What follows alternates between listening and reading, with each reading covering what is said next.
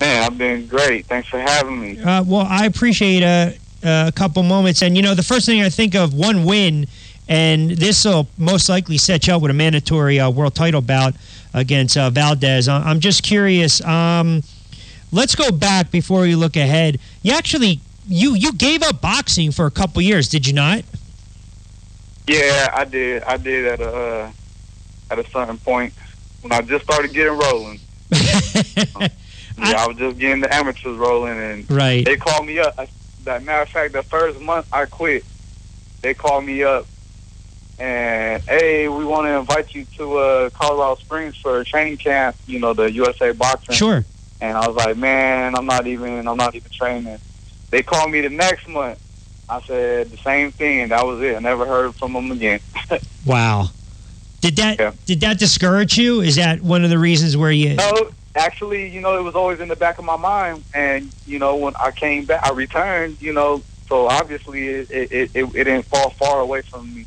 And I always kind of had that in the back of my mind, like, I should be over there, or I should have at least went to go see what it was like. I could have been doing some international fighting and this and that. But, things went the way they went. Sure. And we are where we are. And, I can't complain about nothing. How about since that loss to Diaz back in 2012, you reeled off 11 straight. You had a couple of nice wins against Ramirez and Green. I mean, one you got to grind out. The other, you dominate and you score a KO. It seems as though when we talk about fighters that are not only hitting their stride, but it seems as though your confidence is growing with each and every win. Talk a little bit about that.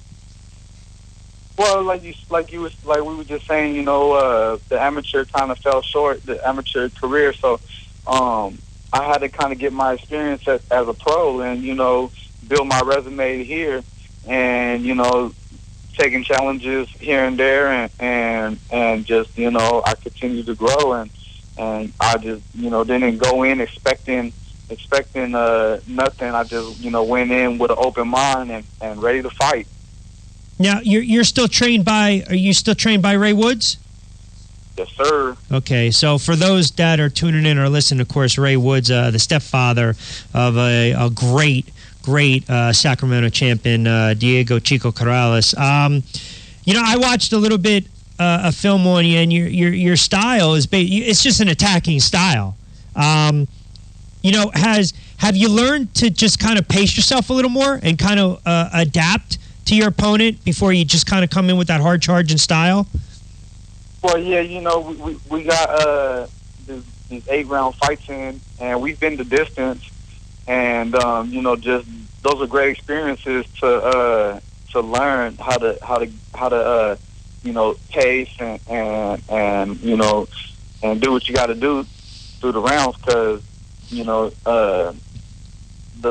I don't know what you've seen or not, but the last couple of 8-round fights, I don't think they were televised, but yeah, man, that's one thing we worked on for this camp was going to extra rounds. We got 2 extra rounds to go for this one, and that's one of the things we focused on. Besides that, do you have any type of scouting report on Miguel? I mean, have you watched anything on him where you think you can exploit something where you've seen a weakness without giving the game plan away this close to the fight? I'm just curious. Have you seen something that you can exploit a little bit? Yeah, most definitely. I watched videos on him, and I watched him a couple times. And like I said, I try to go into the fight with an open mind, but with what I've seen in the back of my head. So it's a little bit familiar to me, but I expect, whatever, anything. But I kind of see some things that I plan to take advantage of. And, we're going to fight. When it comes down to it, we're going to fight. I'm sure it's probably hard not to remember, but you go back real quick and go back to the Diaz fight. You're young enough in your career where you're basically 2 years into your career, handful of fights, I think 6 or 7 fights leading up to that fight. He comes in, he's undefeated as well. He's a hot prospect. That's a TKO loss for you. And I think a lot of times fighters, they lose a fight like that, and maybe they kind of crawl under a rock. Now, you come back and you score a knockout your very next fight. I always tell people when a fighter gets knocked out or they get beat up in a fight, go and watch their next 3 or 4 fights to see if they're the same fighter, regardless of the opposition. With that being said, losing that fight, what was the biggest lesson you learned from that fight? Well, what I learned was, boxing is a sport and it's an art. And, you can't go in there. It's not a street fight. Street fighting is not the same as boxing. And, I went in there with a street fight. And I had a chip on my shoulder. I had a chip on my shoulder about that fight. So I was mean and I was hungry to hurt somebody. But at the same time, there's a way to go about it. And that's what we just been trying to build up. Is it hard, though, if you're an aggressive fighter with an attacking style? I guess there's got to be trust between you and your corner, but you also have to kind of have a little internal fortitude to realize, okay, I can put my foot on the gas going forward, or maybe put my foot on the brake and ease up a little bit, because aggressive fighters, sometimes that's just who they are. It's kind of hard to teach an old dog some new tricks at times. So do you find yourself in the course of a fight where you do have to say, okay, pace yourself a little bit, feel them out, it's okay, not give up the round, not let them steal the round, but you got the round in the bag, don't use too much energy, bank that one round, and then you come back and you feel them out a little more. I always find it interesting when fighters who are aggressive, they typically tell me on the air, look, I'm an aggressive fighter. That's never going to change. Well, that's how a lot of people categorize me. In my mind, I think I'm a boxer puncher. I think that, a lot of times that's what a fight breaks out. Sure. But if I feel like when I need to move, I can move. I'm not a boxer. I'm not going to be sitting there running around and I'm not, and all that. But like I was saying, man, you got to be versatile. Boxing is an art. Boxing is a sport, and you gotta know, you gotta know how to play the game. Couple of the divisions that I think are hot right now, and again, couple minutes with Top Ranks, Guy Robb joining us on a Friday night edition of WJIV Radio. Rich Quinones here. Got about 10 minutes to play with. And your division is one of them. I mean, you look at the featherweight division. I got a couple fighters in my backyard in Philadelphia. You got some veterans as well. You got the Eric Hunters. You got the Locks. You got the Lopez. You got the Gary Russells, the Diaz. Where do you stack up? Where do you put yourself? Well, with this fight right here, I get through Marriaga, then I'm right there with all them. You know what I'm saying? Well, I still got more work to do, but I'm inching my way up there close. I'm inching my way there, and that's what it's been all the last 5 years or so. Is just climbing this ladder and just going through each obstacle and just whoever's in your way. You know what I'm saying? You got to get through them. And we getting closer, man. We getting closer. Things is falling in place, and this dude right here, he's in the way. Would the win set up a mandatory shot against Valdez? Yeah, it will. What's your scouting report on Valdez? What have you seen from him? He's good, man. He's good, and I would love to fight him. That's what I'm fighting for right now, is to fight Valdez. Do you categorize this?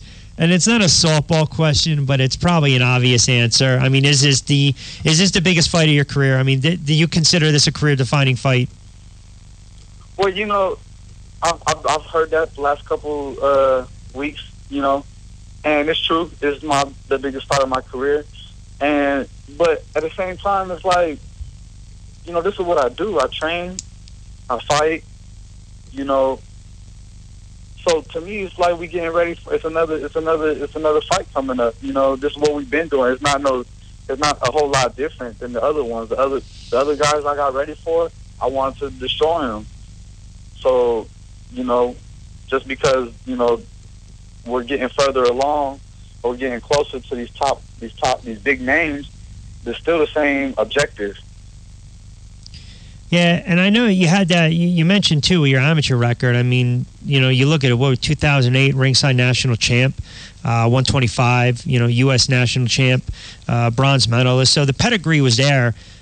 Amateurs, I always find it interesting too, because sometimes amateurs, at the end of the day, they're the best body punchers. The guys that have a ton, I don't know what your overall amateur record was, but guys that get their 30, 40, 50 fights, so to speak, they learn to be body punchers. And when I look at the featherweight division and I look at the hand speed and I look at the quickness, the slickness of some of these fighters, they utilize that jab, but some of these guys love to engage and they love to go to the body.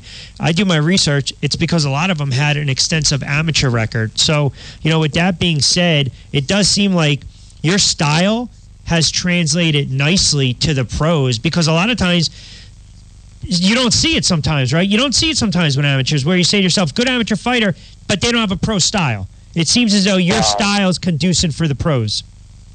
Right, exactly.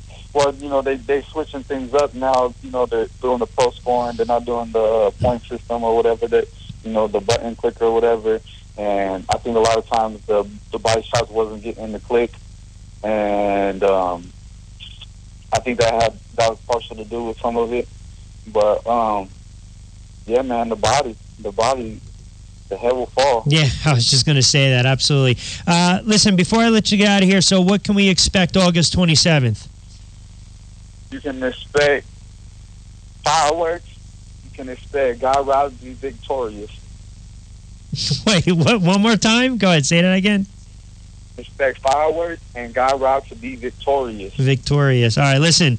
It's a good opposition. It's a good opportunity for you. Like I said, it's going to set up that mandatory against Oscar Valdez. Guy, I appreciate a couple moments, pal. The best of luck August 27th. Hopefully we can get you back on again, and thanks for swinging by a couple moments on Double Jab Radio. Much love, man. I appreciate it. All right, you got it. Be well, Guy. There you have it. 27-year-old, 18-1, top-ranked fighter, a feisty fighter, man.